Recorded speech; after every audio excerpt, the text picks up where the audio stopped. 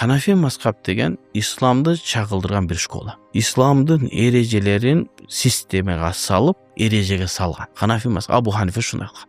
Эми биз ошол исламды Абу Ханифанын жасалган системасы менен үйрөтүп атабыз. Неге Абу Ханифа десе, бул тажрыйбадан өткөн система. Кандай тажрыйбадан өткөн? Абу Ханифа 150-хижратта бул дүйнөдөн өткөн болсо, азыр 1446-жылы шарият санагы боюнча.